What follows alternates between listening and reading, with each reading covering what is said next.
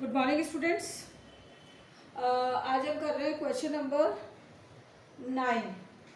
Question number 9 में first देखिए, ये बोल रहा है find the largest number that you need to, मतलब एक बड़ा नंबर वो निकालिए, बताइए that you need to test as a divisor, जैसे कि जिसको आपकी आवश्यकता है टेस्ट करने के लिए एक डिवाइज़र के रूप में, to determine whether each of the following is a prime number, कि ये प्राइम नंबर है या नहीं। तो 101 में अपन कर लेते हैं 11 से, और 11 से करके देख लीजिए 101 है, इसे 11 से आप डिवाइड करके देखो कितना आ रहा है। 11 9 जा 99। आप कितना बचा 11 में से 9 गए तो 2 बचे, 10 11 यहाँ रह गया 9, 9 में से 9 गया तो 0। मिनिमम डिवाइजर जो है वो 2 बच रहा है, यानी ये पूरी तरह से डिवाइड नहीं है, यानी कि सो 101 इज अ प्राइम नंबर। क्या नंबर है ये? प्राइम नंबर है। यानी मैक्सिमम देखो सबसे बड़े से बड़े नंबर से करो जिसमें कि लास्ट में आपका जो रिमाइंडर है वो कम से कम रहे, ठीक है। तो अगर हम आगे से आप करके देखते चलिएगा, 2 से कर लीजिए, 3 से कर लीजिए, 5 से कर लीजिए, फिर 7 से कर लीजिए, जितने भी प्राइम नंबर है ना वो करते चलिए। 7 से कर लिया, फिर 7 के बाद में आपका आएगा 11 से करके देख लीजिए, तो 11 में ही सबसे कम आपका ये आ रहा है, ठीक है। उसके बाद में ज़्यादा हो जाएगा तो फिर जाएगा ही नहीं। तो नेक्स्ट देखिए क्वेश्चन नंबर इसका सेकंड, अगला है 111। 111 अगर हम इसको करें तो ये बोल रहा है weather each of the following is a prime number, तो ये प्राइम नंबर है या नहीं है। तो हम किससे करके देखें जिसमें कि ये पूरा चला जाए। देखो अगर हम करके देखते हैं तो 3 से करके देख लें। 3 से अगर हम करके देख रहे हैं तो देखो 3 3 जा 9, 2 बचा, 1 उतारा, 3 7 जा 21। यहाँ आप 2 से शुरू करेंगे, डिवाइड करते करते 11 पे आके रुक जाएंगे, क्योंकि यहाँ लास्ट आके रिमाइंडर का लास्ट रह जाता, छोटा कुछ नहीं बचा। और जब नीचे कुछ नहीं बचा तो इसका मतलब है 111 जो है वो प्राइम नंबर नहीं है। तो 111 इज नॉट प्राइम नंबर। क्यों? क्योंकि ये डिवाइड हो रहा है। नेक्स्ट है थर्ड। थर्ड है 397। अब आप इसको एक एक करके डिवाइड करते चलिए। तो देखो आप किससे 2 से करके देखिएगा रफ के अंदर, 3 से करके देखिए, 7 से करके देखिए, 11 से करके देखिए, 13 से, फिर 17 से, फिर 19 से। जहाँ रिमाइंडर कम आ जाए देख लो कि लास्ट रिमाइंडर 0 कहीं आ रहा है क्या।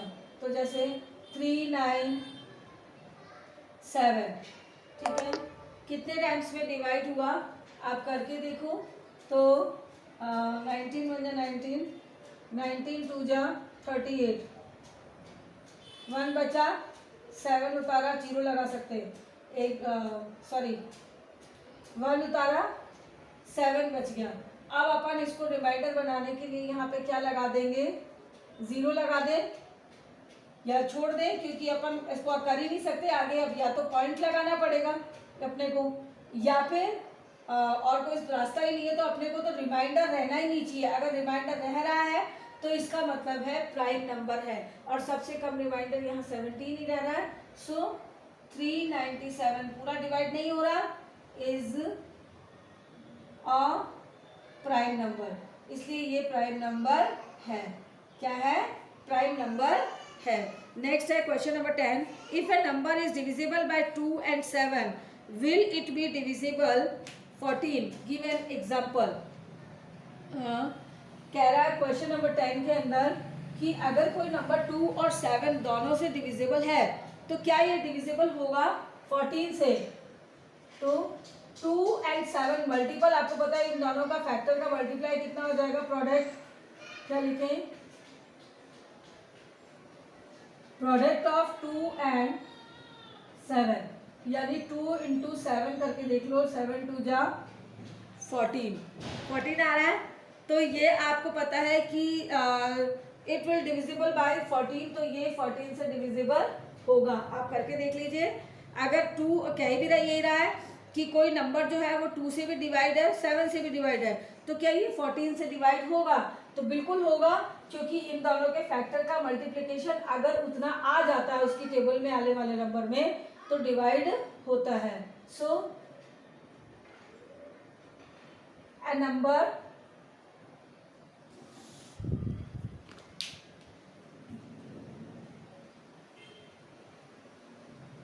which will divide by 2 and 7, जो 2 और 7 से डिवाइड होगा, also divide by 14, तो वो 14 से भी डिवाइड होगा। अगला बोल रहा है गिव एन एग्जाम्पल। जैसे एग्जाम्पल में मैं 14 के फैक्टर कर देती हूँ, ऐसे ही 14 का फैक्टर हो गया 14 इंटू 2, तो कितना हो गया 14 इंटू 2 यानी 28। तो ये भी एक इसका एग्जाम्पल है, क्योंकि देखो 28 14 से डिवाइड हो रहा है, 28 7 से भी डिवाइड हो रहा है, और 28 2 से भी डिवाइड हो रहा है। कैसे भी कर सकते हो। नेक्स्ट है 11, if A number is divisible है 4 and 6, अगर कोई नंबर 4 और 6 से डिविजिबल है, it is necessary that it will divisible by 24। क्या अगर कोई नंबर 6 और 4 से डिविजिबल है तो क्या जरूरी है कि वो नंबर 24 से भी डिविजिबल होगा? हमेशा वाली बात तो नहीं हो सकती, ठीक है। तो जैसे इसका पहले हम प्रोडक्ट कर देते हैं, प्रोडक्ट ऑफ किसके 4 और 6, 4 and 6, 4 6 जा 24। तो आपको पता है कि 24 जो है वो इसका बड़ा नंबर है कि केवल इससे डिवाइड होता है, तो क्या अब इससे 12 डिवाइड होगा? राइट, इफ नॉट तो क्या होगा? पूरे टाइम जरूरी नहीं है कि डिवाइड हो, इट इज नॉट नेसेसरी,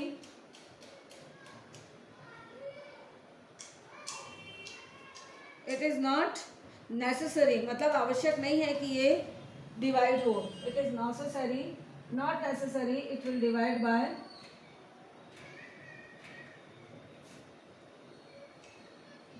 24। मतलब हो भी सकता है, लेकिन ऐसा कोई कंपलसरी नहीं है कि हो ही जाएगा। वहां बात हो रही है कि हो सकता है, तो हो तो सकता है, लेकिन ऐसा कोई कंपलसरी नहीं है कि हो ही जाए। जैसे कौन सा एक नंबर है जो कि नहीं होता? 12। 12 24 से कहाँ डिवाइड हो रहा है? S 12 is not divisible by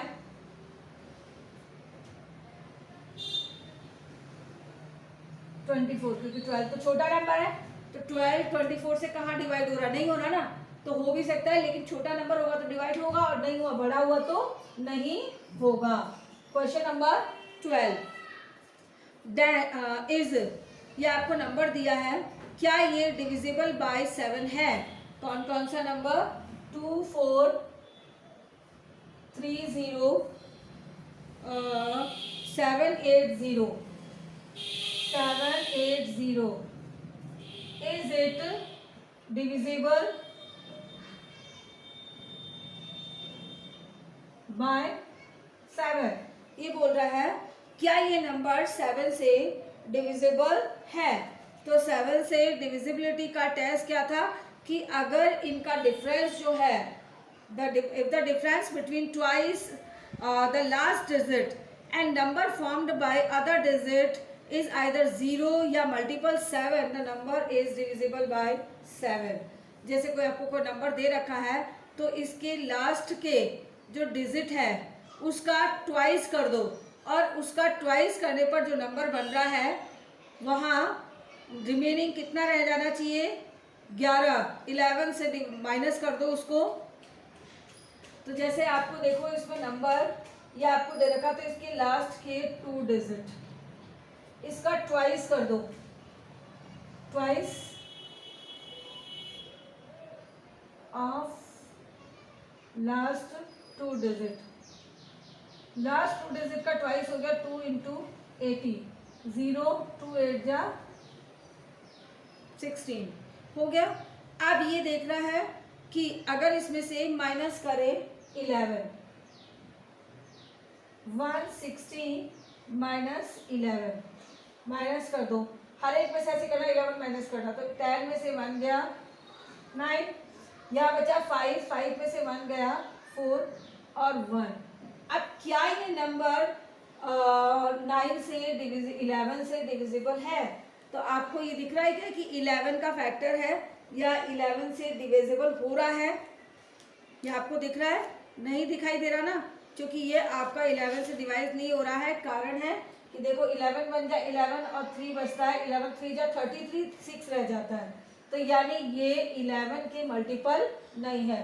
149 is not the multiple of 11, so this number, कौन सा? ये पूरा number, this number is not divisible by 7। आप क्या करो, लास्ट के 7 की डिविजिबिलिटी के लिए लास्ट के जो 2 डिजिट है उनको डबल कर दो, 2 से मल्टीप्लाई कर दो और उसमें से 11 माइनस करो, और जो नंबर है उसमें अगर 11 से डिवाइड हो रहा है या 11 की टेबल्स में आ रहा है या डिवाइड हो रहा है तब तो ठीक है, 7 से डिवाइड होगा ये पूरा नंबर, नहीं तो नहीं होगा, तो ये नहीं होगा। नेक्स्ट है क्वेश्चन नंबर 13। क्वेश्चन नंबर 13 के लिए आप देखिए, A number is divisible by both 5 and 12। एक ऐसा नंबर है जो कि 5 और 12 दोनों से डिविजिबल है। मैं यहाँ कर देती हूँ, 13 के लिए स्पेस है, किससे? 5 और 12 से। Which other number will the number be always divisible? तो कौन सा दूसरा नंबर होगा जिससे कि ये डिविजिबल होगा? तो प्रोडक्ट कर दो, इसका मल्टीप्लाई, आपको पता ही अपन अगर कोई नंबर 2 नंबर से डिविजिबल है तो आप उन दोनों का मल्टीप्लाई कर दो तो वो नंबर उससे भी डिविजिबल होगा।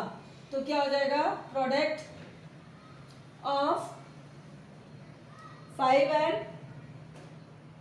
12, 5 और 12 यानी 5 into 12, तो 12 5 60। ये एक ऐसा 60 नंबर है जिससे कि वो नंबर डिवाइड होगा। तो ये हो गया आपका क्वेश्चन नंबर 13। क्वेश्चन नंबर 14 देखिए, a number is divisible by 12। एक नंबर जो है वो 12 से डिविजिबल है। By other number will the number be divisible. तो ये और कौन कौन से नंबर से डिविजिबल होगा? तो हम इसके लिए क्या करेंगे कि फैक्टर निकाल देंगे। क्या निकाल देंगे? Factor of 12। ये बोला कोई आपको एक नंबर दे दिया कि कोई एक नंबर ये 12 से डिवाइड हो रहा है, तो ये और कौन कौन से नंबर से डिवाइड हो सकता है इसका पता लगाने के लिए अपन क्या करेंगे, उसका फैक्टर कर देंगे। फैक्टर का मतलब है 12 के फैक्टर कौन कौन से होते हैं? 1 2 3, 3 की टेबल में भी आता है, 4 की टेबल में भी आता है 12 और 6 की टेबल में भी आता है। तो ये इसके फैक्टर हो गए, और यही नंबर जो है, जो भी नंबर 12 से जो डिवाइड होगा वो इन नंबर से भी डिवाइड होगा। तो ये हो गया आपका आंसर। यानी कौन कौन से नंबर से डिवाइड होगा? 1 से भी होगा, 2 से भी होगा, 3 से भी होगा, 4 से भी होगा और 6 से भी होगा। कौन सा नंबर? जो कि 12 से डिवाइड होता है। नेक्स्ट है क्वेश्चन नंबर 15। ट्रू और फॉल्स है, तो मैं यहाँ कर दूँ आपका क्वेश्चन नंबर 15, देख लीजिएगा, क्योंकि आज अपनी एक्सरसाइज कंप्लीट हो जाए, सिलेबस आपका टाइम पे हो जाए। तो इसके लिए क्वेश्चन नंबर फर्स्ट देखिए, स्टेट ट्रू और फॉल्स, सही है या गलत है। If a number is divisible by 9 it must be divisible bye 3। अगर कोई नंबर 9 से डिविजिबल है तो वो 3 से भी डिवाइड होगा। क्या ये जरूरी है? नहीं। उल्टा हो सकता है कि अगर 3 से डिविजिबल है कोई नंबर तो वो 9 से डिविजिबल होगा, लेकिन यहाँ ये जरूरी नहीं है कि जो 9 से डिविजिबल है वो इट मस्ट बी, जरूरी है it must be divisible of 3। कारण देखो ना, हो जाएगा, ये ट्रू है। कारण है कि 9 3 की टेबल में आता है, तो जो नंबर 3 से डिवाइड होगा वो नंबर 9 से भी डिवाइड होगा। नेक्स्ट है, if a number is divisible by 3 and 6 it is divisible by 18।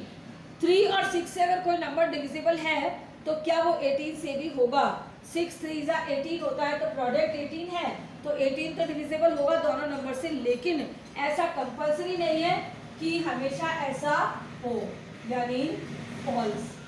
C, all the numbers which are divisible by 2 must be also be divisible by false. ये तो जरूरी नहीं है कि जो नंबर 2 से भी डिवाइड हो रहा हो वो 4 से भी हो। बहुत सारे ऐसे नंबर हैं जैसे 18 2 से डिवाइड हो रहा है लेकिन 4 से डिवाइड नहीं हो रहा, तो हमेशा ऐसा हो, ऐसा कंपल्सरी नहीं है, फॉल्स। क्वेश्चन नंबर डी, ये लास्ट है आपका इस एक्सरसाइज का। If a number exactly divide the sum of two number, अगर कोई एक नंबर उसे कोई दो नंबर के सम से डिवाइड किया जाए, it must be exactly divide the two number separately. ये भी रॉन्ग है, ऐसा कोई रूल नहीं है। तो ये हो गई आपकी exercise complete 4.3। In next class we will start exercise 4.4। Thank you.